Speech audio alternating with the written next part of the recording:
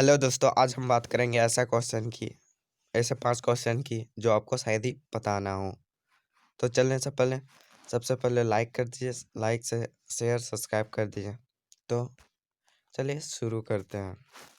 पहला क्वेश्चन है, कोशिका की खोज किसने और कैसे की?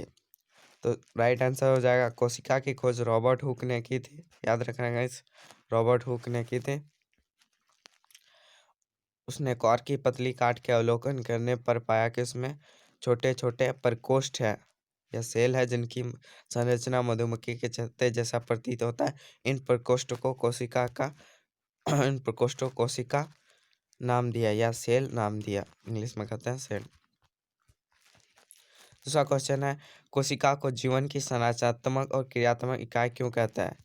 राइट आंसर हो जाएगा सभी जीव कोशिकाओं से मिलकर बने हैं। एकमात्र कोशिका समूह में ही एक संपूर्ण जीव जैसी अमीबा जीवाणु हो सकती है। बहुकोशिक जीवों में अनेक कोशिकाएं समाहित होकर विभिन्न कार्यों को संपन्न करने के हेतु विभिन्न अंगों का निर्माण करती है, जैसे कवक, पादप तथा जंतु। सभी कोशिकाएं विभाजित होकर अपनी पूर्ववर्ती कोशिकाओं से बनती है। प्रत्येक कोशिका में कुछ मूलभूत कार्य करने की क्षमता होती है। कोशिका में श्रम विभाजन होता है, अतः कोशिकाओं को संरचनात्मक और क्रियात्मक इकाई कहता है। नोट करना और याद कर लेना guys। तीसरा नंबर क्वेश्चन है, प्लेज्मा झिल्ली को वर्णात्मक पारगम्य झिल्ली क्यों कहते हैं? इसका राइट आंसर हो जाएगा प्लेज्मा झिल्ली को कोशिका की सबसे बाहरी परत है जो कोशिका के घटकों को बाहरी पर्यावरण से अलग करती है। प्लेज्मा झिल्ली कुछ पदार्थ को अंदर तथा बाहर आने जाने देती है और यह अन्य पदार्थ की गति को भी रोकती है। इसलिए कोशिका झिल्ली को वर्णात्मक पारगम झिल्ली कहते हैं। से श्वास लेते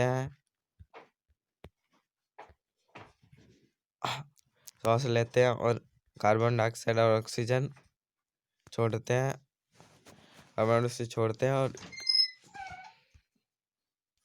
और ऑक्सीजन को अंदर लेते हैं। इस क्रिया को प्लेज्मा झिल्ली द्वारा प्रक्रिया करती है। बात करें चौथा क्वेश्चन की, क्या आप 2 ऐसे अंगों को नाम बता सकते हैं जिसमें अपना आनुवंशिक पदार्थ होता है?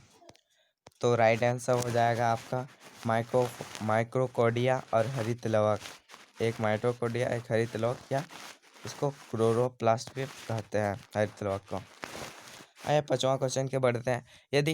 यदि किसी कोशिका का संगठन किसी भौतिक अथवा रासायनिक प्रभाव के कारण नष्ट हो जाता है तो क्या होगा? देखिए, इसका राइट आंसर हो जाएगा प्रत्येक जीवित कोशिका में कुछ मूलभूत कार्य करने की क्षमता होती है। सही है, प्रत्येक कोशिका में कुछ विशिष्ट घटक होते हैं जिन्हें कोशिकांग कहते हैं, जो विशिष्ट कार्य करते हैं। जैसे कोशिका में नए पदार्थ का निर्माण, अपशिष्ट पदार्थ को निष्कासन, मतलब कोशिका का निर्माण हो जाएगा, अवशिष्ट पदार्थों का निष्कासन, मतलब मूत्र सब निकालते हैं इसका काम।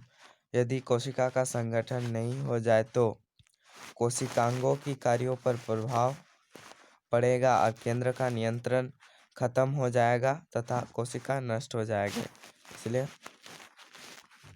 कोशिका का संगठन बहुत जरूरी है। होप यू गाइस, आपको अच्छा लगा तो लाइक से सब्सक्राइब करते हैं।